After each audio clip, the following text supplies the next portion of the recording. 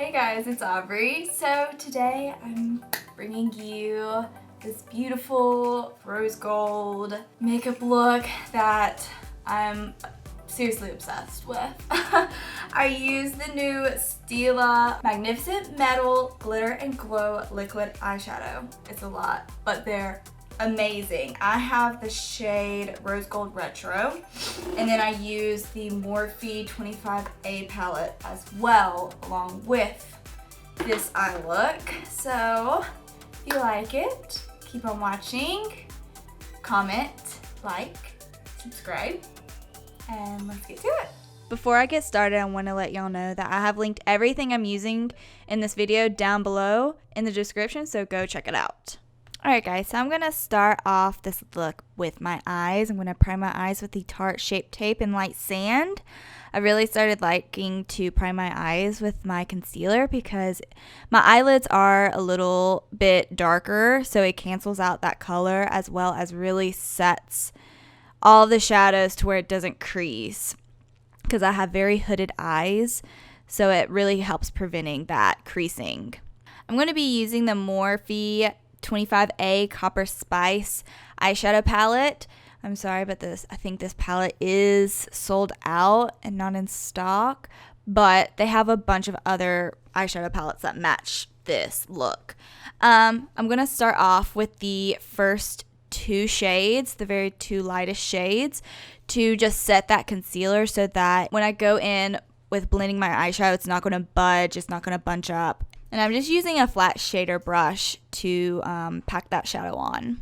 Now I'm going to go in with this orangey brown shade with a Morphe M505. And I'm going to use this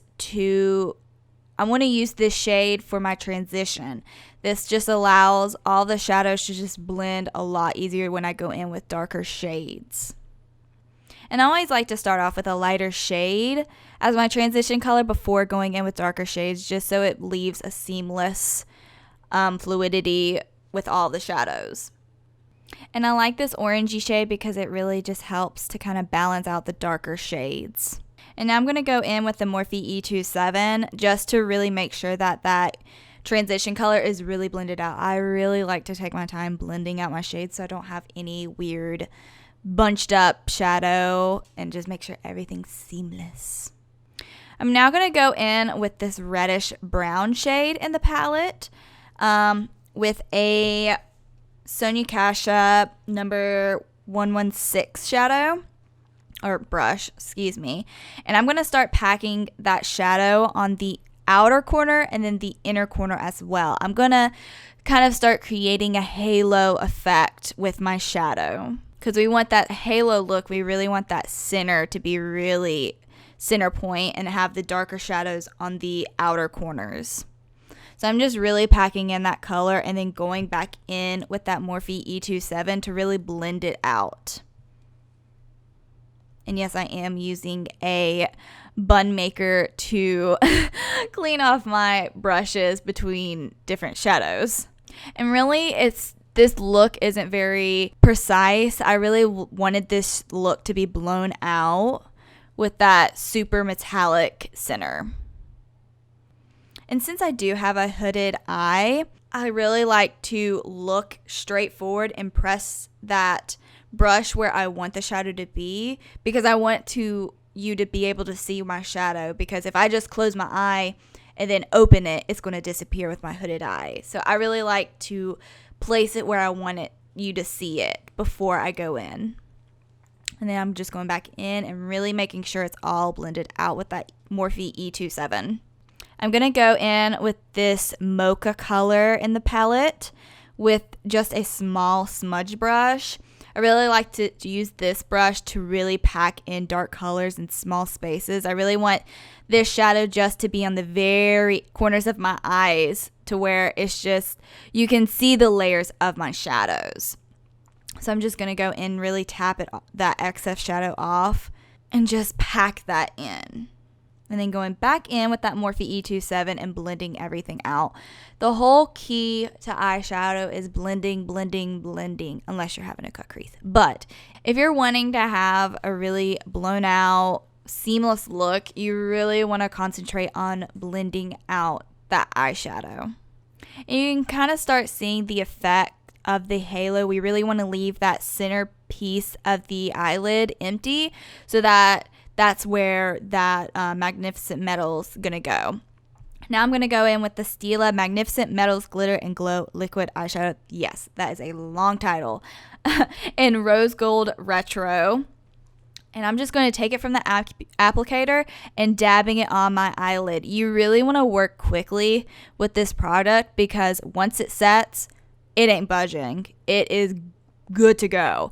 And I'm going to take a Sephora Professional's number 29 brush and just blending it out. I'm really trying to work quickly because it leaves you a little bit of playtime before it sets, but you really want to work quickly so that you have it in place when it is setting. These Magnificent Metals are just absolutely gorgeous. I'm wanting to get more colors. This is the only color I have so far, but I'm going to go get some more shadows of them. And I'm just going to go in with a second layer because since I did blend it out, some of, the shadow came off since I was blending it out. But once you go in with the second one, it is just metallic rose gold goodness. Yes. I'm dying. I'm dying inside. I start just first off with a small layer because I really want to get that first layer where I want it.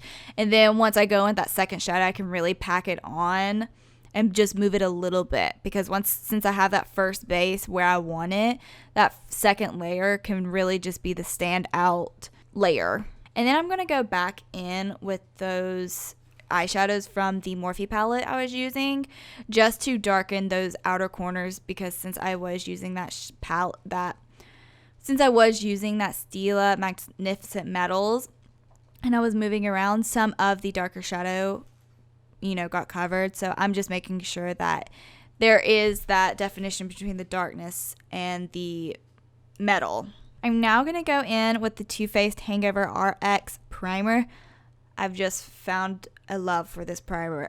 I know it's an oldie, but it is a goodie, and this is my first time using it, and I love it. It really helps to hydrate your skin before putting that foundation on. Now I'm going to be a little bit extra and go in with the Smashbox Photo Finish Primer Water. But I'm just going to spray that all over my face. This really helps to make your skin a little bit tacky to where the foundation or whatever you're putting on to stick. The foundation I'm going to use today is the Hourglass Vanish Stick Foundation in Buff. And I'm going to use my Morphe M439 to buff this in. I've learned that with this stick foundation, it's really good to use a buffing brush to blend in the foundation rather than a beauty sponge. I don't know why, but it just works a lot better. And with this foundation, it's really easy if you need a little bit more to conceal. Like my cheeks are a little bit more red, so I will go in with a second layer on my cheeks and it just blends out so beautifully. It layers very well. I'm going to use the Tarte Shape Tape and Light Sand again to conceal and highlight my skin today. I'm putting it under my eyes, chin, cupid's bow, nose, and forehead. And then I'm going to use the Morphe Beauty Sponge to blend that all in. I'm going to use the RCMA No Color Powder to set all of that and to basically just set my skin with this. And I'm using my Morphe Beauty Sponge to set it all. I found this trick from Mini MUA to go backwards when you're setting your under eyes. And it truly does help keep your eyes from creasing. I don't know how, but it does. Thank you, Mini MUA, for that tip. I'm going to use the ABH brow definer in soft brown to fill in my eyebrows. And y'all, I really don't like to have a super bold eyebrow. I really like to leave my eyebrows really natural. That's why I like to go with a 2 shades lighter color in the ABH brow definer. It just leaves my eyebrows super natural and not bold. If you like a bold brow, you go for it. I just like a more natural one. And it's Gucci. Now I'm going to use ABH Clear Brow Gel to set my eyebrows. Y'all, this is super glue for your eyebrows. I can't I can't use anything else, guys. I have to use ABH eyebrow stuff. I can't use anything else. I won't even attempt to because I know what works and what my eyebrows like. And I ain't changing it. Sorry. I'm going to use the Sigma F35 brush to wipe away that bake. I just lightly baked. But you know, whatever powder is left. We're going to go back to the eyes to finish them up. And I'm going to use a small blending brush and going back in with that orangey brown shade that I use for my transition just to start off the blending process underneath my eyes. I first started off with this little smudge brush and then I realized I didn't want it that heavily packed. So I go in with a more fluffy blending brush.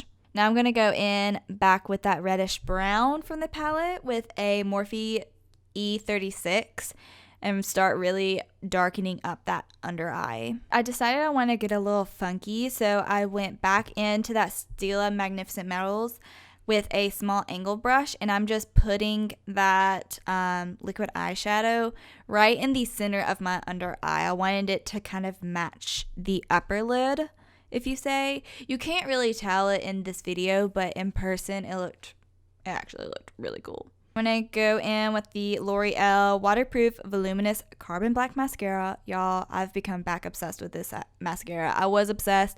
I got away from it, but now I'm back. Now I'm going to go in with the Too Faced Better Than Sex Mascara. I hate that name.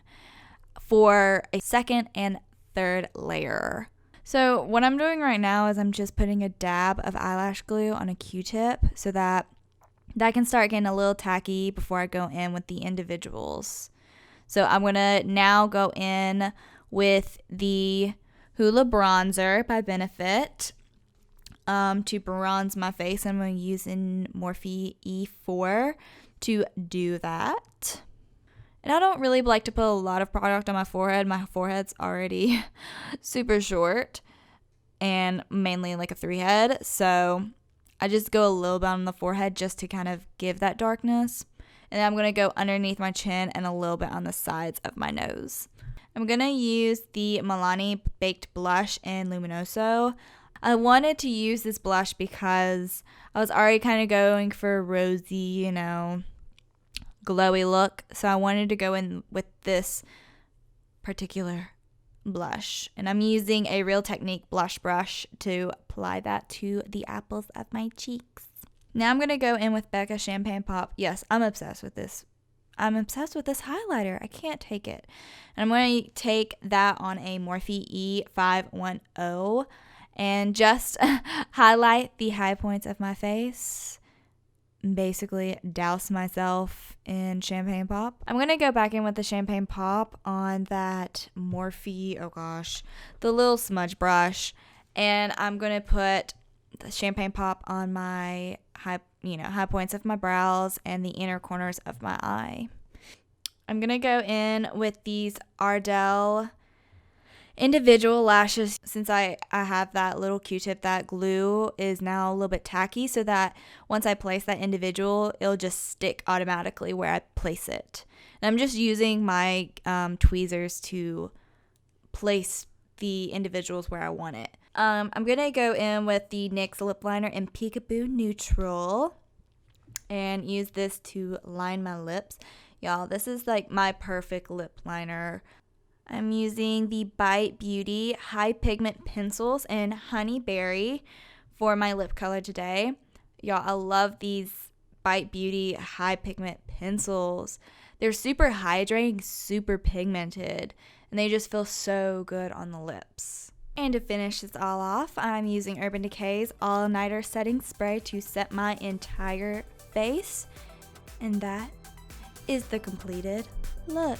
So it's super easy. I really hope y'all like it. Please let me know down below what y'all think, what you want to see next. I've linked everything that I used down below in the description box, so go check it out if you want to find everything that I used. Don't forget to like, comment, subscribe. So yeah, love ya. Mwah.